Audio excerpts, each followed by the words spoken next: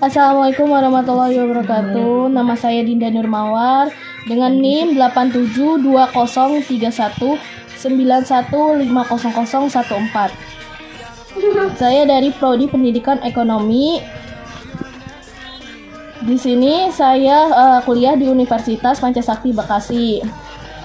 Dengan adanya video ini untuk memenuhi nilai ulangan akhir semester saya dalam mata kuliah Studi Kelayakan Bisnis. Baiklah, selanjutnya di sini akan memaparkan soal yang telah diberikan dosen kami. Nomor 1 UAS itu yang pertama ada kemukakanlah alasan saudara mengapa sebelum melakukan kegiatan usaha perlu yang dilakukannya dengan studi kelayakan bisnis. Kalau menurut saya, jadi kenapa? Karena dengan adanya studi kelayakan usaha, kita bisa memperkirakan apakah ada peluang untuk usaha yang akan dijalankan. Terus juga sebelum melakukan usaha kan juga pasti yang namanya kita harus tahu nih, apakah ini perlu usahanya dilanjutkan atau tidaknya. Nah, biasanya studi kelayakan bisnis itu, yang pertama itu kita bisa menggunakan dengan penemuan ide-ide yang ada. Nah, selanjutnya ada misalkan nih kita sebelum melakukan usaha harus menganalisis dulu nih atau menganalisa bagaimana nih nanti usaha apakah akan berjalan atau tidaknya. Terus lokasinya juga nih. Setelah melakukan analisa, nah biasanya kita itu melakukan misalkan perencanaan nih usaha yang akan dijalankan seperti apa, bagaimananya. Nah, seperti itu. Nah, selanjutnya itu yang kedua, soal nomor 2 yaitu ada di sini.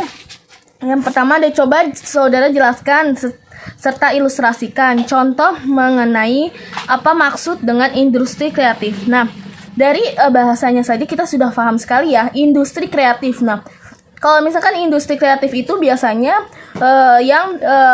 industri yang melibatkan bakat atau minat yang kita miliki nih. Contohnya seperti fashion, fotografi, perfilman, atau videografi. Nah, itu kan termasuk dari bakat yang kita miliki nih.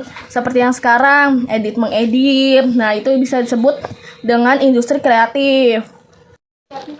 Nah, jadi soal selanjutnya yaitu menurut pendapat saudara apa yang harus dilakukan manakala seseorang itu mau terjun nih ke dunia usaha atau dunia bisnis.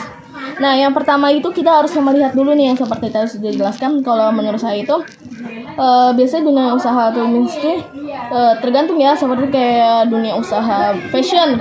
Nih kadang kan suka ya, kalau fashion kan model mengikuti tren-tren yang ada, kayak misalkan sebelumnya ada model gamis Palestina, nah akhir-akhir ini ada gamis apa tuh, jadi mengikuti tren yang ada. Nah, terus juga kalau mau membuka bisnis atau tempat itu kita harus mencari lokasi yang strategis.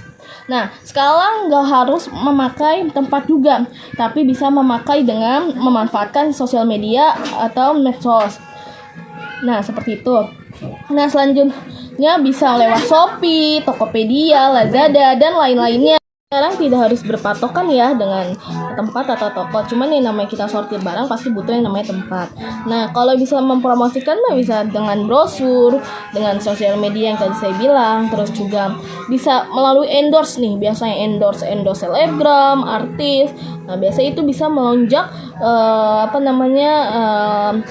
omset kita dari yang sebelumnya biasanya. Nah, itu sekian pemaparan soal UAS yang diberikan dosen saya. Baiklah, terima kasih. Wassalamualaikum warahmatullahi wabarakatuh.